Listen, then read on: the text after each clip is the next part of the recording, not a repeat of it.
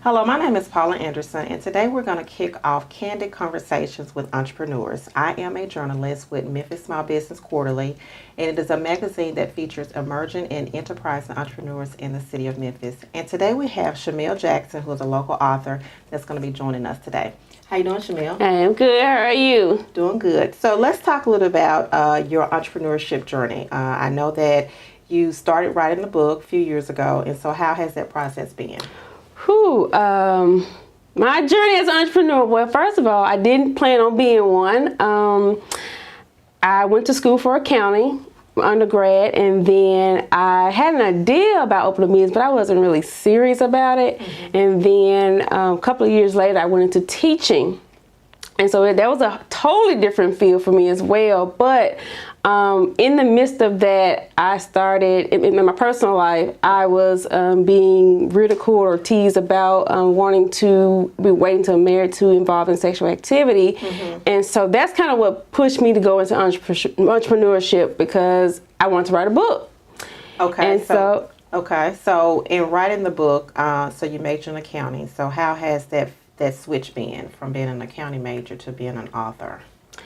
It actually wasn't hard, because being an author, I've been writing about personal experiences. And actually, when I was little, I would write, and I would have a journal. So I always wrote out my feelings. If I was angry, sad, or really excited about something, I would just write. So going into being an author was actually a smooth transition, but it's the entrepreneur thing that I had to get more used to, because I was like, I want to stay behind the scenes. That's kind of why I probably did accounting, because I want to stay at the desk. I didn't want to talk to anybody much. But entrepreneur has taken me out of my shell a whole lot, and so that was the hard transition, trying to go from behind the scenes into the forefront of everything. Okay, so what is your definition of being an entrepreneur? So now that you're an author, but we know that with entrepreneurship, you're trying to solve a problem with the book that you've written. So tell us maybe some of the challenges or some of the successes that you've been faced as an entrepreneur. As an entrepreneur, you have to be a risk taker. Just within itself, entrepreneur is a risk, because you don't know, not really sure how it's going to play out, what obstacles you're going to come across, or what challenges, or even the accomplishments you're going to have. You don't know about those, so it's just very risky. And so for me, the challenge has been, what's going to happen if I put this out? Are people going to receive it? Did I do this right? Did I say this right? It's risky. That's all I can say. It's very risky. And so you have to embrace taking risks if you want to become an entrepreneur. Okay, so let's talk about one of your books, Wait, which is Women and Intimate Tales. Women and Intimate Tales, yes. It was a long journey to write this book. The idea came in 2008, and I was not too long out of undergrad, and that's what go back to that personal experience, being teased about wanting to wait until marriage for sex. And so I didn't publish it until 2016, September 2016. And in that time, I was scared. Again, that risk. You have to be brave in order to take that risk. And it's also because it's my own life. I was about to write about my own life, and that everybody else want to share what's going on in their life to the public. And so that's a risk as well. And so during that time, I procrastinated. I don't want to write it. I work on it every now and then. But then I finally got to the point, okay, I'm going to do it. 2014, I'm going to do it. It actually was Valentine's Day when I figured I'm going to write this book, because I saw somebody else do it. So that was kind of inspiration. A lot of times we don't do things unless we see somebody else do it, and that can become your inspiration. It was for me anyway. And so the book came after the company, because I talked to someone about a website. He was an entrepreneur as well.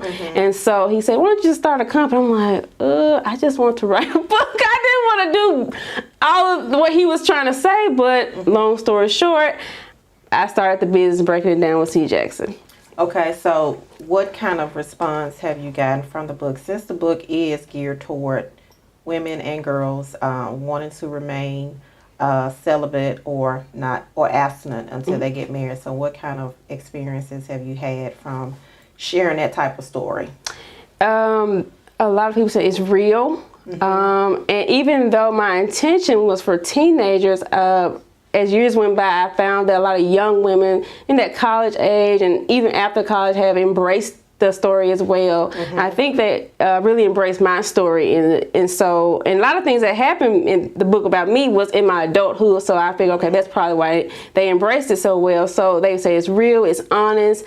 A lot of teen girls need to hear it, and even boys too. They say even boys need to hear the story as well, because a man did read it, and so he found it. A man did read it. He gave a review on it. He was like, "Wow, that is something. You basically turn your pain into a ministry," is what how he or your misery into pain is how he described it. But I just, they said real and honest. I think a lot of people are looking for honesty and realness and to be genuine about what's going on. Okay, so can you share something that's in the book with our viewers about what you want them to know, just kind of like a tidbit? In Weight, which stands for Women in Intimate Tales, I want you to not just look at it as don't have sex, but why and how you can wait. And that was the whole point of me doing all of this, is to say, okay, this is why, because sometimes teens want to know why I can't do this. Just don't tell me don't do this, but why can't I do it? Because they're going to try to figure out why I can't do it, or why is people telling me no, I want to do it. Okay. So you said you only had one guy. So is that kind of like one of your marketing strategies to let men and boys know about your book as well? Because of course it takes two people. It does. And we always just tell the girls and right, tell the boys, right. Then it's like the message is not really getting communicated. Right, right. And that was another thing I had a problem with, because I wanted to write a men's book too, one for boys too, but it just so happens the second book turned out to be totally different from what I expected. Another thing with entrepreneurship, it never goes how I planned, sometimes how you plan it. And so the second book was not for me. It's not for me. It's for women. So, but eventually, I'll get to the men's book or in the boys' book. Eventually, I don't know when, but eventually. Okay. So, what do you like to do when you're not writing or doing whatever professionally? What are some personal things that you like to focus on? You say outside of professional or writing? Yeah, outside of professional. Okay. I love to listen to live music. I love that where it's local, somewhere else. I like concerts. I like to bowl. Okay. That's just going to the movies when I can, and I love music. I do really like that. That's good for me, and I like to try new restaurants as well. Okay. All right. So when I met you, you were in a relationship with a guy. I was. And you guys were waiting. Yeah. And so just kind of walk us through how your book was being used to kind of tell your own story and like where you are now with that. Whew. As I said, I did not plan on writing this second book the way I planned. This was supposed to be a book for men. Like the second book was supposed to be an example for men, as I said. But the guy that I was dating in the first book, we broke up last year, and it was hard. It was devastating. It was painful. It was whatever word you can synonym can go with devastating. It was all of that. And so in the midst of that healing process, I journaled. That's what I do. I journal, and the journal turned into a video series. The video series turned into a book. And so that's where the second book came, Girl, Forget All That, Moving Forward After a Relationship Ends, Part 1. And so it includes my story and 8 other women. We talk about our most difficult breakup and to let women know you're not alone in this process and help you heal. So again, like the first book, it mentions my story first and then the other women. And then the second one, the same thing, my story and then other women. Okay, so what did you learn from the 8 women who were experiencing the same things? I mean, what was it that they shared with you that kind of helped you through your process of healing? Ooh, they all had, the feelings were the same as how we felt after the breakup, but our process was different. And some of the things that they did, I thought I didn't do, but I didn't think about. Like one of the women said set a timer because when you cry about the situation, because you're gonna cry about it. And so I was like, I never thought about this. Set a timer when you cry, because eventually you gotta stop crying. But as days go by, you cry less. And so that was one of the things that stuck out to me. Okay. And just the different process, how they, and it was different for everybody. No story was the same. Like the feelings was the same, but their process was different. That's kind of what I like to do, give different sides instead of not just one person, because you may be able to relate to my story or somebody else's story. And that's how you put everything together to help your own self. Okay, so crying, was there any other processes that you can share with us without sharing a whole lot about your book? Some didn't date for a while. Took the time to work on themselves, and a lot of them, well, most of them looked at their own self and what they do in the relationship that was, I want to say, toxic. Like they looking back, there were some red flags. Just for me, there were some red flags that we sometimes ignore, and then looking back, okay, to prepare for the next relationship, I'm not going to do this. Okay. So for someone that's just learning about Chamel Jackson and they know that you've written Wait, so which one of these books do you recommend that they read first? Wait, or because one is about, not being intimate, because I'm sure that when you become intimate with someone, that makes the relationship, it makes it harder for you to really break away. Correct. When there's intimacy. Correct. So there's a book that I've read called Boundaries in Dating. I heard of that. I haven't read it. So it's written from a Christian perspective, and it teaches you not to really go to that. It's like it's 5 stages of dating. It teaches you not to go to that 5th stage, which is physical intimacy, until you really know whether or not you really want to be with that person long term. So which one would you recommend? I would recommend that we wait first, because it introduces me as an author, and as a storyteller, really. It introduced, and then the wait goes into the relationship as far as what we did or didn't do to wait. And so, but when you get to the second book, it's more or less our relationship, not so much how we walk the celibacy journey. So that is you kind of got to put both of them together. It goes a different side when you get to the second book. But the first book introduces me, my flow, and how I write and storytell. Okay, all right. And so with the second book, so who are you targeting with this book? With the second book, I'm targeting young women, early 20s, early 30s, because I felt, and being in my early 30s, I was like, you're thinking this relationship is going to last. You're thinking this one is going to go to marriage, and then you get that, no, it didn't last. Okay, what's next? But versus when I was in my earlier 20s, like not high school, college, when you broke up, okay, it may have been sad, but it wasn't like, oh, my life is over. Well, my life is still not over, but when you're younger, you're thinking, okay, I'm going to date somebody else. It's not the end of the world, but it had a different effect. And so that's really who I was talking to the women who thought that this relationship was going to be it, and now you got to start all over. And so, but how did you process that? Like, how do you get past it's over and then to it's going to be somebody else? Okay.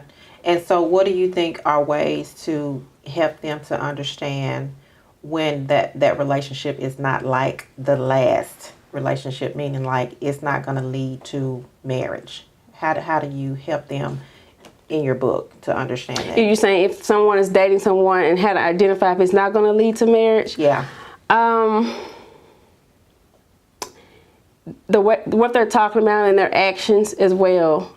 Their actions need to line up with what they're saying, because in the beginning, well, I don't want to get too deep into my story, but I'll share this part. Okay. In the beginning, there was an urgency for the relationship to go to marriage. And so a lot of people probably think that marriage was never talked about. Okay. But it was in the beginning. So you're saying with my personal story. Okay. And my personal story. Okay. There was a discussion on marriage, and everything you do to prepare for marriage was happening. The conversation, the goals, the vision, all of that was happening. But things turned, and so it, as you can see, it did not lead to marriage. And so that's kind of where you need to look at the conversation, the action that person is taking, what kind of question they're asking you, because those questions are going to line up with the future. Like if they're not including their plans, you and their plans for the future, then it's probably marriage not going to be in the future. So what have you been doing to kind of work towards being an entrepreneur? Like, are there any resources that you're taking advantage of? Because like you said, entrepreneurship is not something that you really wanted to do. So you kind of had to learn some things. So yes. tell us what you learned as an entrepreneur, and maybe something that could help another individual that's trying to learn how to write a book or want to write a book. It's been 5.5 years starting doing this, and Memphis has so many resources that I don't know how I tapped into all this. I just started going to one event and one event led to another, and and now people always wonder, Chamel, how do you know about this? I said, I just go to an event on Facebook, and then I meet somebody there. That's just how it happened. And so I've done SCORE Memphis. I had a mentor with SCORE, and they are phenomenal. Like, if you're lost, you got to start somewhere. Get a mentor, and SCORE is perfect where they have free workshops, and there's stuff they do you have to pay for, but it's probably like one thing that I know about that you had to pay for, and it was probably like $25. So it's not expensive. And just one thing I did have to do, sometimes you will have to go ahead and make an investment into your own business and your life. And so 2017, I did a coaching program based out of Florida. And now they have been a huge help. I did it for 6 weeks, but after that, I joined a group. It's a month, you pay a monthly fee. Okay. And so you can leave whenever you want to leave. It's month to month. But they have been helpful with the resources and knowledge, information, just to guide you. Because it can be overwhelming. And that's one thing I had to learn, like, take one thing at a time. And that made things better when I just tackle one goal at a time and get some help, because you cannot do this alone. You can't. I tried. Okay. So as we wrap up, tell us something that you would like for the viewers to know about what you have coming up, how they can get access to your books if they want to make a purchase. All right. Let's see. You can access both books on my website, www.breakingitdowncj.com, and they're also on Amazon as well. If you want a signed copy of each book, you can get them off my website. They're both $15 plus shipping and handling on the website and Amazon. And I'm just looking forward to some future vendor events, book fairs that I got coming up in this month, actually, in Whitehaven, at the Whitehaven Library. I'll be doing a book fair there, and that's pretty much what I have on my calendar as of right now with the books. Well, the first book anyway. Okay. Oh, second book. I'm sorry, the second book. Well, thank you so much for joining us, Chamel. Enjoyed talking to you about both your books. Thank you. You're welcome. All right.